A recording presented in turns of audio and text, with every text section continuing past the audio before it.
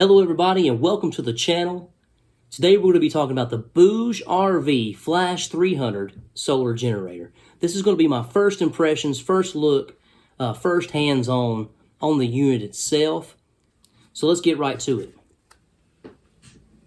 Now what sets this one apart from all the other ones?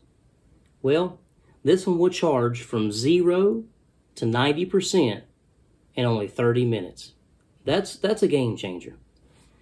With the provided power supply, or the power cable rather, because the power supply is actually built into the unit instead of having like a power brick like most of the other ones have. It comes with the 3-prong,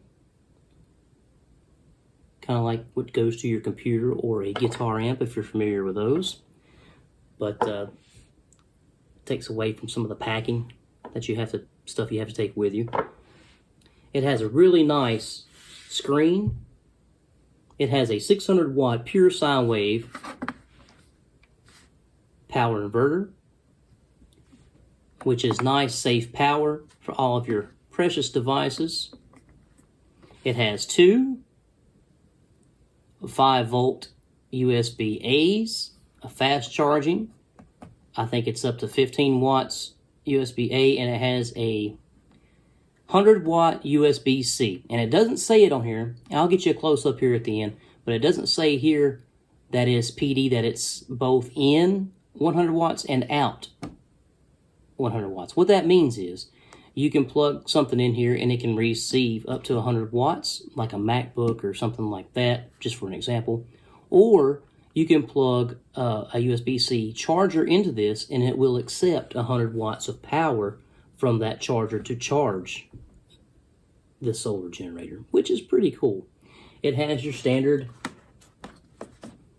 12-volt adapter there, and it's got a couple, I think it is 5 by 5 by 2.1, if I'm not mistaken, DC outputs there. And over here on the side is where you plug in your power supply, and it has a 15 amp fuse in there if it ever trips or anything. It's got a trip fuse right there. Pretty nice. On the back of the unit, we have a light array, if you will, which is really cool. I like this light because it's very similar to the light I have on one of my main power banks, my FNN. I really like that one. And I'll do another video comparing those as well. But the light on the back here, you have a diffused high, which is really nice for lighting up a room. Let me get that away from this camera there. That's really awesome for lighting up a room.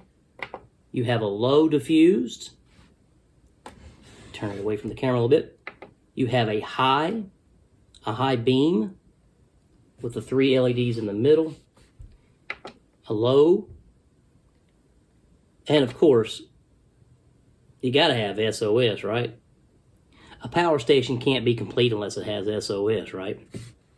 On the top here, it has a wireless charger for your phone, which is really, really nice. Less cables you have to pack. Now I want to talk about I've had this for a few days. I haven't had time to really, really test it, but I'd like to tell you some of the pros and cons that I have right at the moment. I haven't fully tested it yet, so we'll do some videos on doing more testing of this one, of course. This unit will stay on if something calls for power. So if you're plugging in like a refrigerator or something and it calls for power, this unit will stay on. I think if it's under 5 watts, it doesn't receive 5 watts in an hour, it'll cut itself off. I don't like that. I wish we can cut that feature on and off. That way you can leave it on if you wanted to all the time, no matter if it's receiving power or if it's outputting power or not. I like to be able to have that feature turned on and off. And I have noticed when you plug in the power, when it's low, it comes to me 20% charged, I think it was. And when I plugged in the power to charge this for the first time, I noticed from that point to 90% that it was getting the full almost 600 watts of power going to it. It started out and climbed up to like 600 watts. So, and then when it reached that 90%, it gradually came down from that 600 watts until it trickle charged up to 100%. So this will charge 0 to 90% in only 30 minutes, and 0 to 100% in around 40 minutes. So that's really, really nice. I like that aspect, but the only question I do have about that is, with it charging up so fast and not having a feature to turn that down or anything, to dial down the power coming in, how long will the batteries actually really last? What kind of damage does that do to the batteries to charge it up every time at that full power? I'm sure it will have some kind of effect on the batteries themselves. On the AC pure sine wave inverter, 600 watts pure sine wave inverter built in, and I think BougeRv said it's a 1200 watt surge for maybe a few seconds or something like that. So if you have something that starts up under 1,000 watts and then goes down like a little small heater or something like that, it'll run it for a little while. Like I said, this is only a 286 watt hour unit, and kind of the rule of thumb is each unit is expected to at least output 80% of that, give or take. So you can expect around 250 watt hours from this, from a continuous run. At least between 250 and 260. I haven't tested that. One thing I wanted to talk about is the handles on top. You can see it has 3 handles. It has 2 on the sides and 1 on the top. So either way you pick this thing up, it's going to lean this way. It's going to lean that way when you pick it up, or lean this way when you pick it up. The reason I mention that is, on the bottom, you do have a couple of rubber feet. If you're going to be picking this thing up and putting it down a lot in various places, when you pick it up, that's going to scratch the surface. That's probably one of my cons right there. Another thing I don't like about it is when you're charging it from the power supply, there's no way to turn that power down. So if it's at 0%, it's going to receive that full 600 watts all the time. They should have made it a way where you can go in there with an app or something like that, where it can only receive like 100 watts or 200 watts, 300 watts, or depending on how fast you need it charged. So I don't like that aspect, in that when you charge it by the wall, that you're going to get that full 600 watts of charging in there to degrade those batteries. Well, the one cool thing about having the 100 watt USB-C power delivery system there, it accepts 100 watts or gives 100 watts. So with that being said, you can plug in a wall charger, a USB-C wall charger, no matter what the wattage is, whether it's a 35 watt wall charger up to 100 watts, and it'll accept that into a charge, so you can get that to charge however fast you want it to. And one of the questions that most people always ask with these power stations is, does it have pass-through charging? And the answer is yes. Absolutely, you can plug something into this thing and charge it at the same time. BougeRv kind of frowns on that and said it's not a good idea to do that because it will mess up the batteries. But with that being said, doesn't fast charging it like that kind of mess up the batteries too? But with that being said, most of us buy these things to use them. So that's what I'm definitely going to do with this. I'm going to use it, and I'm going to beat it around. I'm going to throw it around, and definitely going to be used. So what does it come with? It comes with your power supply. It comes with a cigarette lighter to Anderson. That goes in here to charge from your car. And it also comes with MC4 to Anderson. This will come from your solar panel to the unit itself, up to 600 watts, so that's pretty good. Well, that's my first impressions of the BougeRv Flash 300 so far. Well, let's get you a little bit more close-up of the unit itself and show you some of the, show you all around and talk about the specs that's in the manual and some of them that's not in the manual. All right, here is the front of the device here, the power station. You have your DC. You've got your car-type charger there, input. You have 2 barrel jacks here, and I do believe they're 5.5 by 2.1, I do believe. You have 2 USB-A 5 volts 2.4 amps right there in the front. And you also have your fast charge right here. I think it's up to 15 watts if I'm not mistaken. It might be 18, but I'm pretty sure it's 15. You've got your 100-watt USB-C, and I don't know why they didn't put PD beside this, because this is USB-C in and USB-C out, which is a really, really good feature. I like that.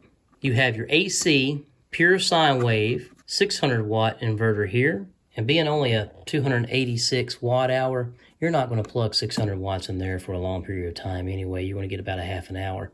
And I forgot to mention over here is your Anderson solar input right here.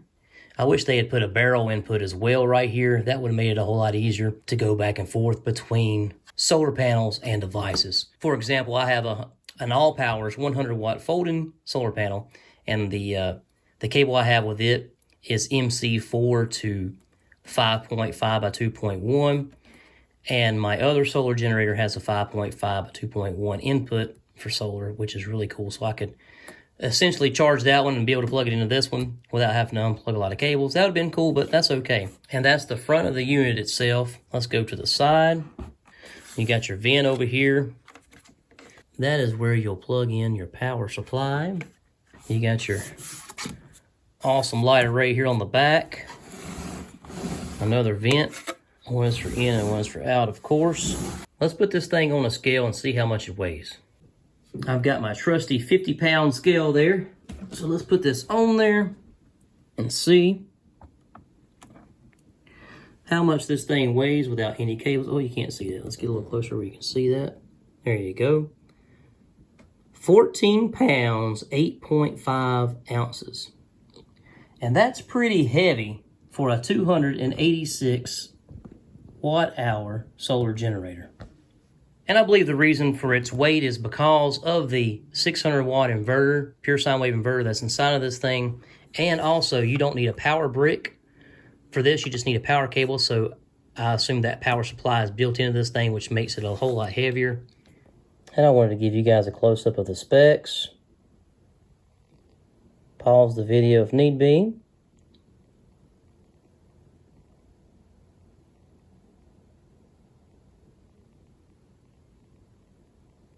So we were pretty right on with the weight there.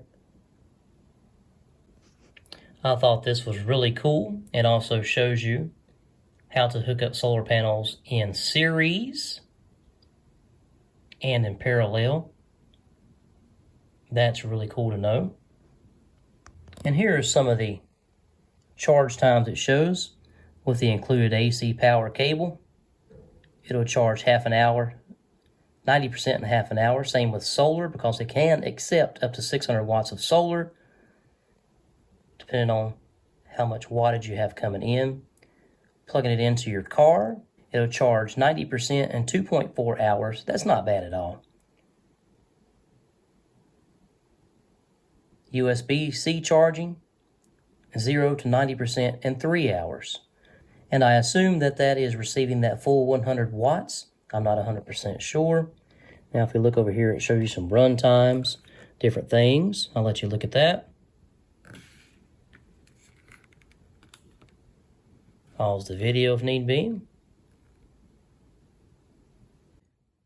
Here's like a little one-page fact question and answer here on the back. And that's one of the questions there. Can the Flash 300 be charged while using? Yes, the Flash 300 allows pass-through charging, but we don't recommend you to do that, which will bring damage to the battery. But that's one of the main reasons why people buy these power stations, is to be able to run things and charge and essentially do it at the same time. So is it worth that price tag? Well, as of right now, while I'm shooting this video, you can get this unit anywhere from $339 to $399. And I'm sure there'll be some pop-up deals on Amazon with the holidays coming, that you'll be able to get this a lot cheaper. And I'll leave that link down below so you can check out the deals and the specs yourself. But you're paying for that quick charge, you're paying for not having to carry around a charging brick, and you're also paying for that high wattage pure sine wave inverter. Well, I guess that's going to do it for this video, guys. That is the BougeRv Flash 300 solar generator. Thanks for coming over. Thanks for tuning in. Thanks for watching. Stay tuned for the next one. And as always, plan, prepare, and practice. Handy out.